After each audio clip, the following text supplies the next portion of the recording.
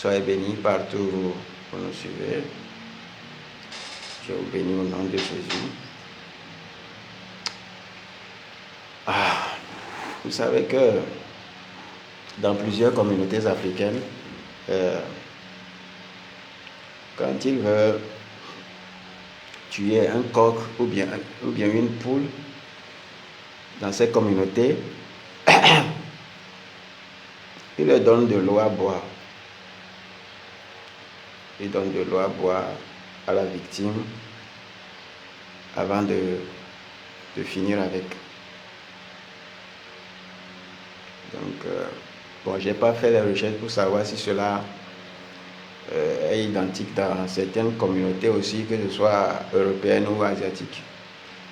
Mais je vais quand même dire ce que j'en sais par rapport à ces communautés. Donc, cette façon-là a des significatives scientifiques. Ouais. Les gens parlent des significatifs scientifiques. Cela, scientifiquement, purifie les veines, ça hydrate les veines afin de pouvoir, c'est-à-dire pour faciliter l'effusion du sang. Et aussi, cela permet aussi à la purification et l'écoulement avec aisance du sang des veines de la peau. Donc, cela a aussi des aspects, des explications philosophiques et dogmatiques aussi, selon les dogmes. Donc, cela a aussi des explications dogmatiques, et par lesquelles d'autres pensent que c'est aussi un honneur. C'est-à-dire c'est un honneur un honneur et un respect à la victime. Donc c'est du respect qu'il donne à la victime. Et ouais, de telles choses font partie de ce que j'appelle souvent le confusionnisme. C'est du confusionnisme pur et simple. Vous voyez, c'est du confusionnisme pur et simple. Vous imaginez quelqu'un qui te met le couteau sur la gorge et te demande de l'eau, c'est-à-dire qu'il te donne de l'eau à boire, sachant que il veut t'exterminer, et il te dit qu'il ne te le fait pas honneur. Donc il te fait ça par honneur, c'est-à-dire que c'est de l'honneur de te donner de l'eau à boire avant ta mort.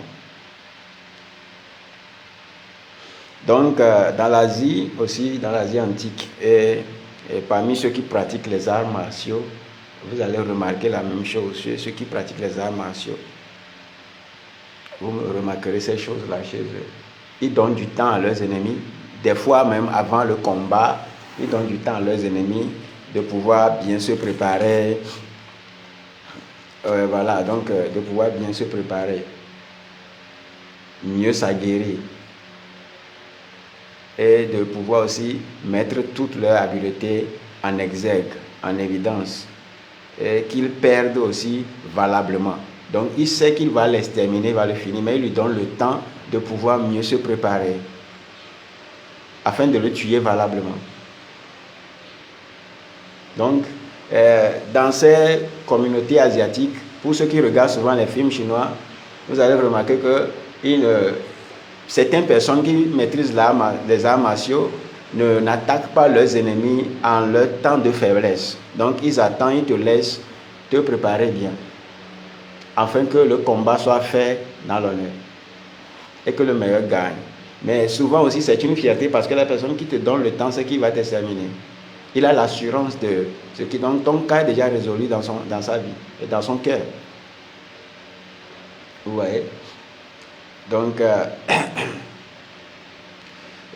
parfois, quand vous voyez dans ce film qu'ils finissent, quand ils tuent la personne, ils honorent le mort. Des fois, ils s'inclinent devant la mémoire de la personne.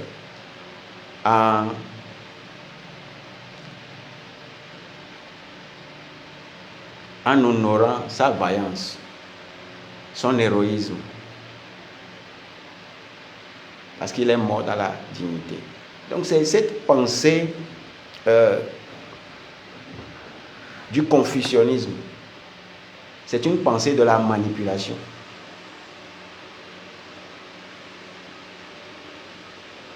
Cela tape sur l'ego, cela touche à la fierté des hommes. Vous voyez? Donc c'est ça.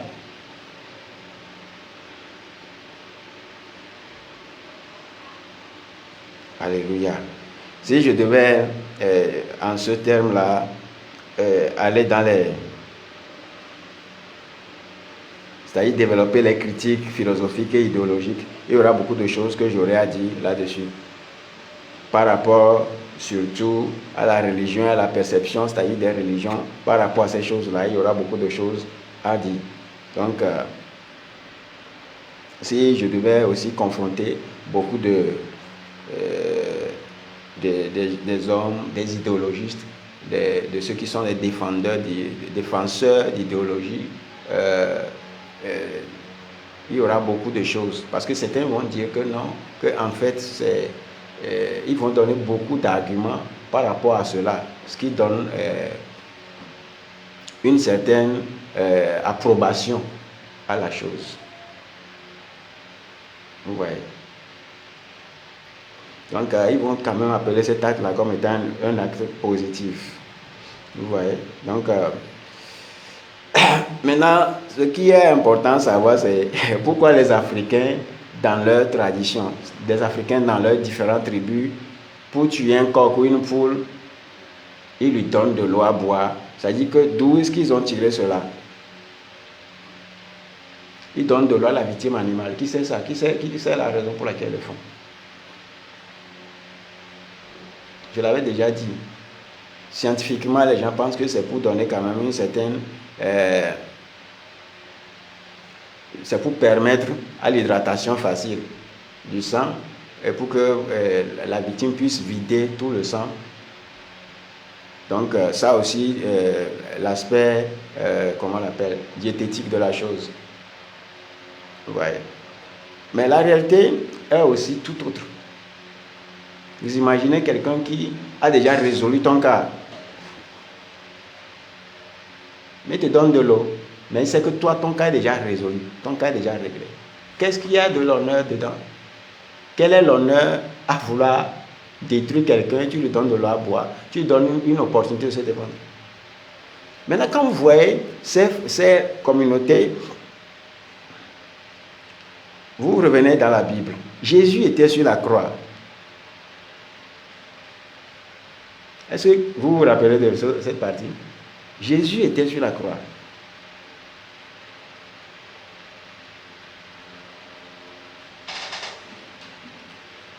Lisons quelque chose dans la Bible. Jean le chapitre 19. Jean chapitre 19, verset 20. Jean chapitre 19, à partir du verset 20.